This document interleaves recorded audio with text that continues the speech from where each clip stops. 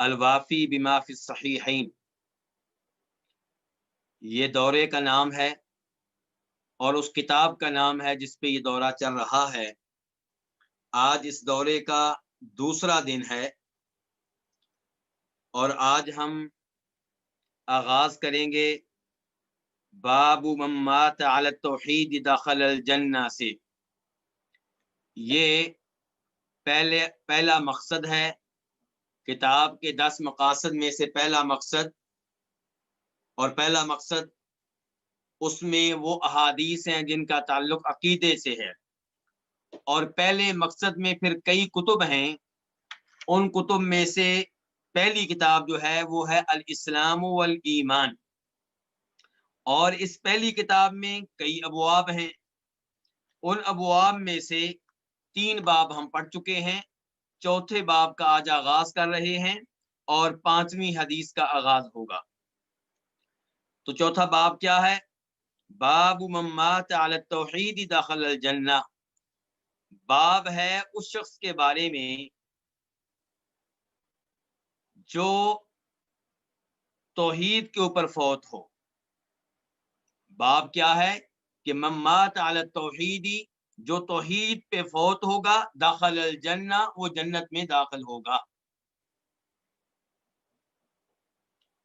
یہ باب بہت بڑی خوشخبری کی حیثیت رکھتا ہے ان لوگوں کے لیے جو اپنے آپ کو شرکیات سے بچائے ہوئے ہیں، اور خوشخبری کی حیثیت رکھتا ہے اہل توحید کے لیے۔ تو یہ باب قائم کیا ہے شیخ صالح احمد شامی نے، اور اس کے نیچے جو حدیث لے کر آئے ہیں وہ حدیث نمبر 5 ہے، اور 5 کے ساتھ ہی لکھا ہوا ہے قاف، یعنی کہ یہ وہ حدیث ہے جس کے اوپر اتفاق ہے امام بخاری اور امام مسلم کا، دونوں اسے اپنی اپنی صحیح میں لے کر آئے ہیں۔ عن ابی ذر رضی اللہ عنہ قال قال رسول اللہ صلی اللہ علیہ وسلم، ابو ذر رضی اللہ تعالیٰ عنہ سے روایت ہے، وہ کہتے ہیں کہ نبی صلی اللہ علیہ وسلم نے ارشاد فرمایا، اتانی آت من ربی فاخبرنی، میرے پاس آیا آتن، ایک آنے والا، آنے والا کہاں سے آیا؟ من ربی، میرے رب کی طرف سے آیا، میرے رب کی طرف سے میرے پاس ایک آنے والا آیا۔ یہ کون ہوگا؟ یہاں پہ اس کی وضاحت نہیں ہے، لیکن مسلم شریف کی ایک اور روایت میں وضاحت موجود ہے کہ اس سے مراد جبریل علیہ السلام ہے۔ تو جب آپ کہہ رہے ہیں کہ میرے رب کی طرف سے میرے پاس ایک آنے والا آیا، تو اس سے مراد کون ہے؟ جبریل علیہ السلام۔ فاخبرنی، تو اس نے مجھے خبر دی، آنے والے نے، جبریل علیہ السلام نے مجھے خبر دی، او قالا، یا پھر نبی علیہ الصلوۃ والسلام نے یوں کہا کہ بشرنی، نبی علیہ الصلوۃ والسلام نے یا تو یہ الفاظ استعمال کیے کہ اخبرنی، آنے والے نے آ کے مجھے ایک بات بتائی، یا پھر آپ نے یہ الفاظ استعمال کیے کہ بشرنی، آنے والے نے مجھے یہ خوشخبری دی۔ کہ آنے والے نے پھر کیا بات بتائی؟ آنے والے نے کیا خوشخبری دی؟ انہ من مات من امتی لا یشرک باللہ شیئا دخل الجنہ، کہ بے شک جو میری امت میں سے فوت ہو جائے اس حالت میں کہ اللہ کے ساتھ کسی بھی چیز کو شریک نہ ٹھہراتا ہو، داخل الجنہ، وہ جنت میں داخل ہوگا۔ قلت، میں نے کہا، یہ کون ہے؟ یہ ابو ذر رضی اللہ تعالی عنہ، جو اس حدیث کے راوی ہیں، جو یہ حدیث نبی علیہ الصلوۃ والسلام سے بیان کرنے والے صحابی ہیں، ابو ذر غفاری کہتے ہیں کہ میں نے کہا، وَإِن زَنَا وَإِن سَرَقَ، اگرچہ وہ زنا کرے، اگرچہ وہ چوری کرے۔ نبی علیہ الصلوۃ والسلام سے جبریل علیہ السلام نے کیا کہا تھا کہ آپ کی امت میں سے جو بھی توحید کی حالت میں فوت ہو وہ جنت میں داخل ہوگا۔ تو ابو ذر غفاری کہتے ہیں میں نے آپ سے جب یہ الفاظ سنے تو میں نے کہا چاہے وہ زنا کرنے والا ہو، چاہے وہ چوریاں کرتا رہا ہو، شرک نہیں کیا، توحید پہ ہے تو جنت میں چلا جائے گا۔ یعنی کہ بدکاری جیسا بڑا جرم اس سے سرزد ہوتا رہا، چوریاں کرتا رہا، پھر کیسے وہ جنت میں داخل ہو جائے گا؟ ابو ذر غفاری تعجب کر رہے ہیں۔ نبی علیہ الصلوۃ والسلام نے ارشاد فرمایا وَإِن زَنَا وَإِن سَرَقَ،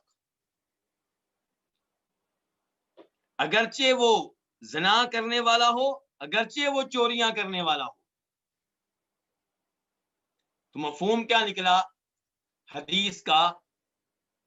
خلاصہ کیا ہوا کہ آپ کہہ رہے ہیں کہ میری امت میں سے جو بھی اس حالت میں فوت ہو کہ اللہ کے ساتھ کسی بھی چیز کو شریک کرنے والا نہ ہو وہ جنت میں جائے گا، جنت میں داخل ہوگا، چاہے زنا کرنے والا ہو، چاہے اس نے لوگوں کی چوریاں کی ہو۔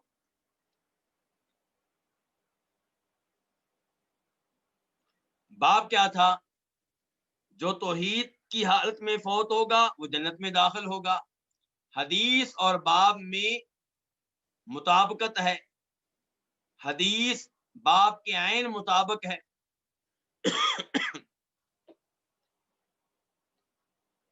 اور یہ حدیث اللہ رب العزت کے اس فرمان کے عین مطابق ہے جس میں اللہ تعالیٰ کہتے ہیں ان اللہ لا یغفر ان یشرک بہ ویغفر ما دون ذلک لمن یشاء، کہ بے شک اللہ تعالیٰ شرک معاف نہیں کریں گے، شرک کے علاوہ گناہ چاہیں گے تو معاف کر دیں گے اور چاہیں گے تو معاف نہیں کریں گے۔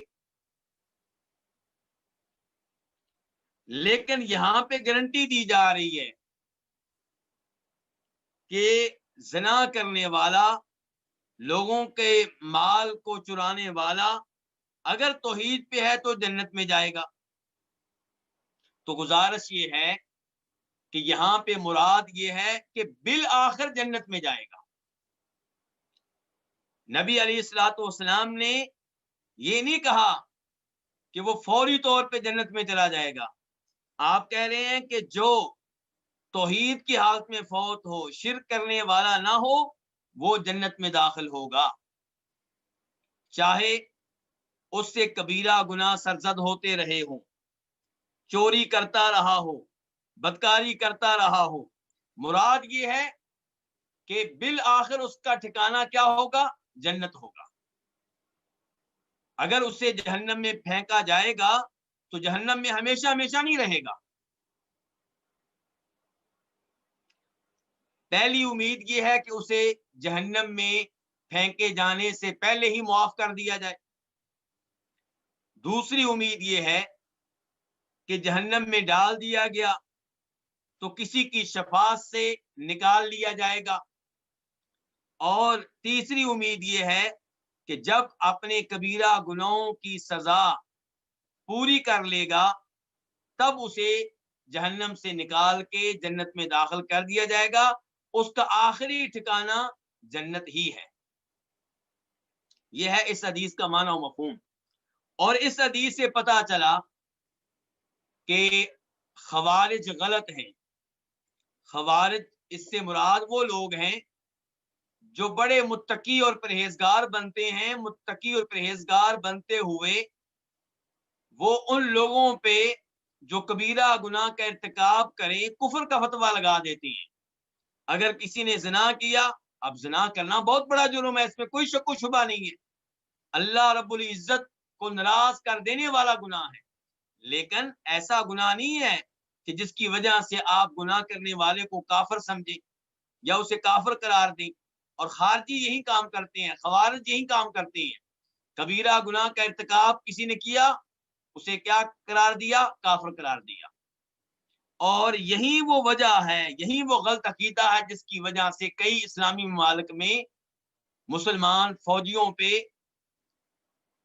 کئی دین والے لوگوں نے حملے کیے، فوجیوں کو قتل کرنے کی کوشش کی, بم دھماکے میں اڑانے کی کوشش کی. کیوں؟